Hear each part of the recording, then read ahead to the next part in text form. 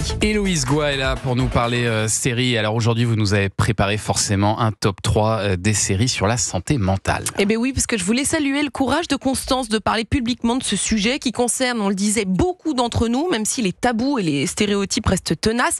Voici donc 3 séries qui feront sûrement du bien à ceux qui se sentent seuls avec leur chien noir. Vous savez, c'était le petit nom que Churchill donnait à sa dépression, le chien noir.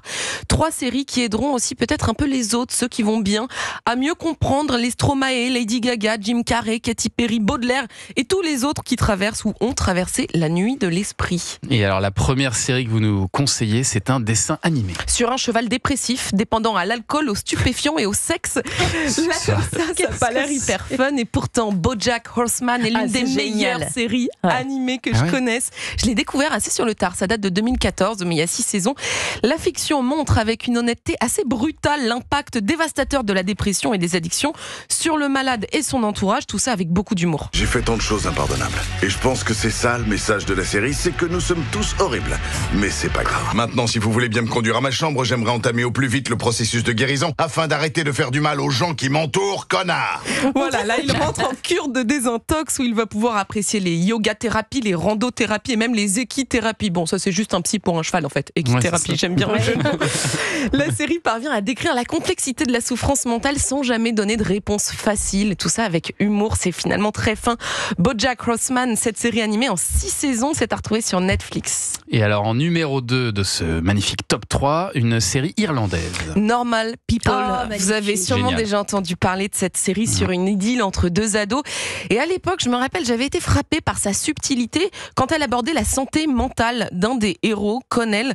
C'est un jeune homme très populaire au lycée, mais depuis que l'un de ses amis s'est suicidé, il souffre d'anxiété sociale et de dépression. Jusque-là, je ressens rien. Enfin, je pleure toute la journée et je fais des crises d'angoisse assez régulièrement. Alors si ça se trouve, ça me fait quelque chose. Mais je percute pas vraiment. Je suis super fatigué. Ça a l'air de rien comme ça, mais c'est l'une des premières séries à aborder frontalement la santé mentale masculine. Il y avait eu aussi Les Sopranos qui mettaient en scène un parrain de la mafia en pleine dépression. Mais la force de Normal People, c'est son réalisme et son approche nuancée du sujet. Pas de stéréotypes, pas de sensationnalisme. On suit juste ce personnage dans son cheminement de la honte de ses émotions à sa décision de consulter. Et c'est pas rien, parce que je rappelle qu'en France, les 3/4 des décès par suicide concernent des hommes, notamment parce que beaucoup d'entre eux n'osent pas se faire aider.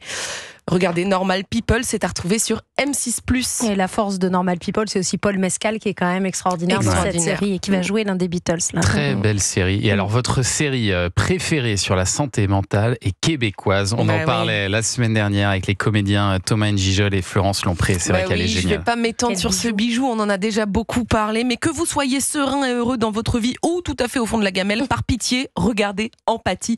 C'est la claque série de toute l'équipe cette année, je crois. Ouais, absolument. On y suit Suzanne Bien-Aimée, une psychiatre devenue alcoolique après avoir vécu un drame. Il y a 2 ans, j'ai perdu ma femme puis ma fille dans un accident.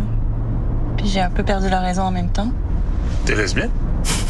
Attends, tout ce que je viens de te dire, c'est ça que t'as retenu? Non, pardon, désolé. Oui, c'est vrai, n'importe quoi là. Mes condoléances déjà avant.